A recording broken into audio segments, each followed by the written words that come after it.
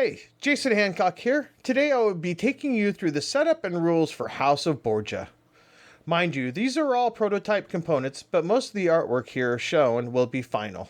Every player will get a screen, and for a 4-player game, which I have set up here, each player will also receive 5 dice. We've shuffled the 6 cardinal mats and placed them face down in the center. Once all the cardinals are placed, then we flip them over.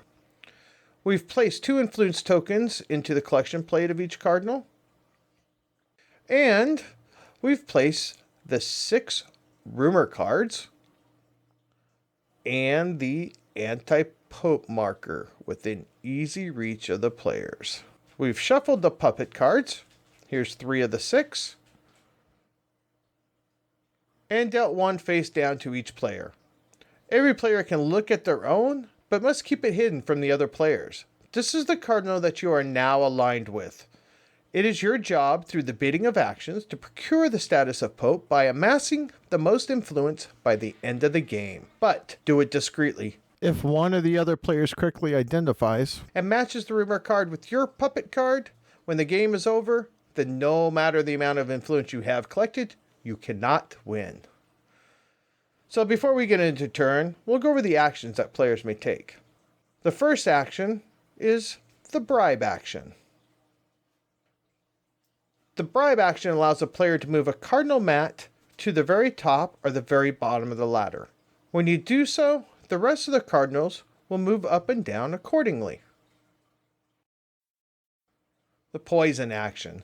Remove 2 influence tokens from a cardinal mat and place them back in the influence pile.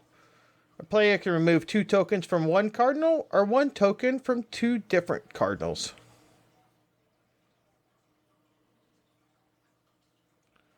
The other action is the Judgment Action.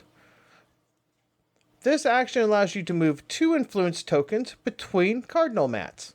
You may move 2 cubes from one cardinal to another, or 1 cube from 2 different cardinals to 2 other cardinals, but not a combination of both. And a cardinal who lost influence during an action cannot regain influence on that same action.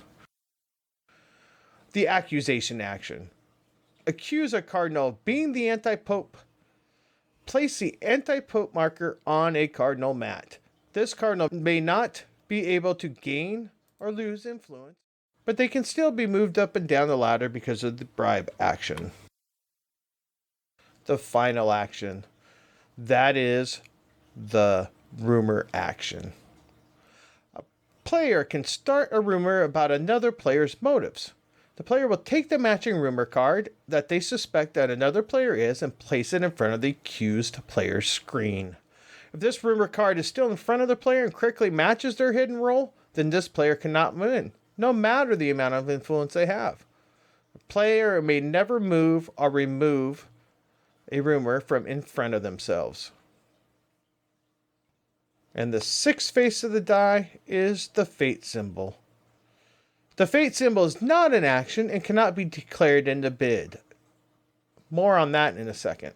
So now you know that what all the actions that a player can bid and possibly take are. Let's take a look at how a turn works. A round is broken down into 3 phases. Phase 1, bidding and action phase. Phase 2, calling a bluff. And phase 3, rallying influence. At the beginning of a round, all players will roll their dice and keep them hidden behind their screen. The active player, which we will say player 2 is the active player, will now propose a bid of an action and the number of action symbols rolled. For example, a player may bid 2 bribes. The player is betting that out of all the dice rolled in the game, there are at least 2 bribe symbols. Then the next player, in the clockwise direction, for this example, player 3 here, may call their bluff. If they do not call their bluff, then the player can take the action they bidded on. In this case, 2 bribes. The player may now take the Bribe Action. After the action is performed, the next clockwise player makes a new bid. The only rule for making a new bid is that this player must increase the number. Using the prior example of 2 bribes from the second player, the next player must bid at least 3 of any one of the actions. He or she could bid 3 rumors, or bid as high as they want. They could jump it all the way to, say, 6 judgment, as long as it is more than the previous bid. This play continues in clockwise fashion until someone calls a bluff. Then phase 2 starts. All players remove their screens and reveal their dice.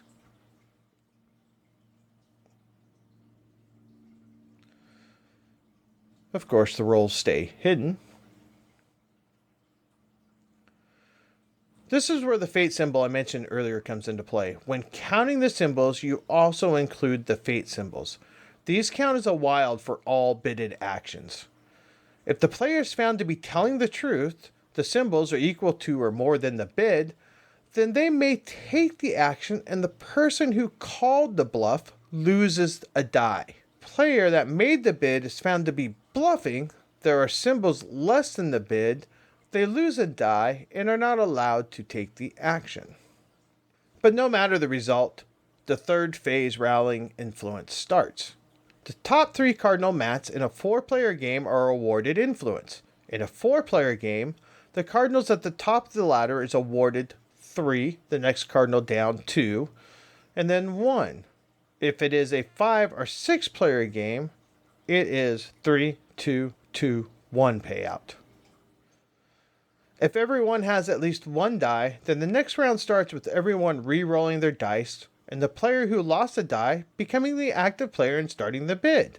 If one person has lost all of their dice, then the game is over.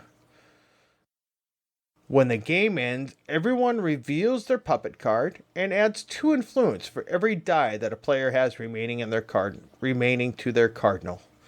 The player with the most influence and no correctly labeled rumor is the winner.